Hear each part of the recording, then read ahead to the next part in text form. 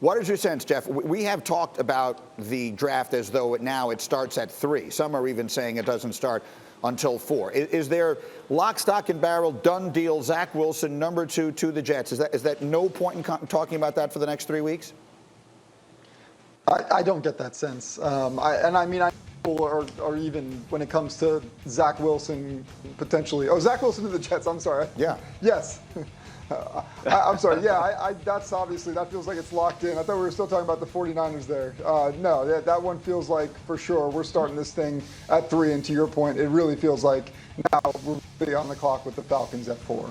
And so let's talk about it, D. Wood. I mean, that's a team that you follow closely. You played for the Jets for several years, and it's a team that has a lot of needs and had a very valuable asset in that second pick that they could have traded to fill a lot of other holes if they had decided to stick with their previous quarterback in Sam Darnold. They didn't. They trade him. Now they sort of open the door for the new young player. What's your expectation? Well, I think Zach Wilson be walking into a much better situation, environment than Sam Darnold. I think when you look at this, the team, the organization, you have General Manager Joe Douglas handpicking Robert Saleh as the head coach. So both of those guys are married at the hip. They had a ton of cap space, and they addressed a lot of needs on their teams in free agency. And then they have a bunch of assets in the draft over this year and next year. So I think the organization saw the mistakes that they made with Sam Darnold and not surrounding him. They're not going to do that with Zach Wilson. They're going to make sure he has all the weapons and players that he needs in order to thrive. And I guess one last thing I would ask you, Matt, relative to this is, if everyone keeps saying, including you, Justin Fields is the second best quarterback in this draft, why does it make sense that Zach Wilson is going to be the second one drafted? I think it goes back to the scheme that they're going to run with what Mike LaFleur's bringing from San Francisco. They want someone who can operate off play action, who can turn their back to the field. And then also with Zach Wilson, I think we have to remember the best case scenario there was just the greatest quarterback on planet Earth. So with Zach Wilson, maybe he's not there yet, but some of these throws, and I was standing on the sideline when he made this throw, guys. I mean, some things that he can do are absolutely electric. And so I think the ceiling for Zach Wilson is the highest. With Justin Fields, he's answered more questions in the Big Ten against elite competition in the college football playoff. We haven't seen that from Zach, but in the right scheme with the right coaching, like D. Wood said, with the right supporting cast, the throws that Zach Wilson makes, no one else in this class can make. So there is still a lot to like about him. We don't have to put Zach down to bring Justin up. He's still a great quarterback prospect, and the Jets are getting someone who, without a great offensive line, can go out and create. We've seen him do things off platform that very few quarterbacks can do.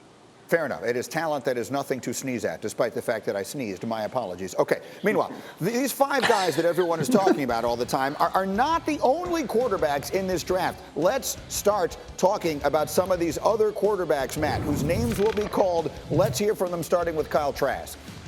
Yeah, Kyle Trask, 43 touchdowns this past year, was a Heisman Trophy finalist. He is not the strongest arm, but he's accurate. He can move some in the pocket. And Dan Mullen, the head coach there, is a coach who knows how to get quarterbacks ready for the NFL. He had Dak Prescott at Mississippi State. Kyle Trask is accurate when things are perfect for him in the pocket. So I think he is the round 2 pick who could be an NFL starter moving forward. Kellen Mond is Kellen Mond's an interesting name, Greeny. Someone whose stock is rising thanks to a very good Senior Bowl week. He was a 4-year starter in the SEC, 6'2", 205 pounds. Not the biggest player, but my goodness, the arm strength is electric. He can move in the pocket. I see him as a potential fit for a team like the New Orleans Saints, where he can move, work off platform a little bit, and launch it down the field like he's doing right there. And then finally, a player who only started 13 games in college football. That's Davis Mills, who, as you said earlier, was the #1 prospect coming out of high school. The arm strength is absolutely there. The size is there. The mobility is actually pretty good. He can play from within the pocket. We know coming out of Stanford, it's going to be a pro-style system. So you talk about the Pittsburgh Steelers in round 2. We mentioned the Tampa Bay Buccaneers earlier. He will have a fit with an NFL team. And I've talked to scouts who say he might be the 6th best quarterback in this draft. So don't be surprised if his name heats up over the next 3 weeks as teams are looking for that next best guy that they can get outside of the top 10 picks. Don't be surprised if he's not eventually the best quarterback in this draft. He's just not one who's ready to play immediately. So a place like Pittsburgh or another where they have a veteran and you start developing the young player, I think would make a lot of sense. Thank you for watching ESPN on YouTube. For live streaming sports and premium content, subscribe to ESPN+.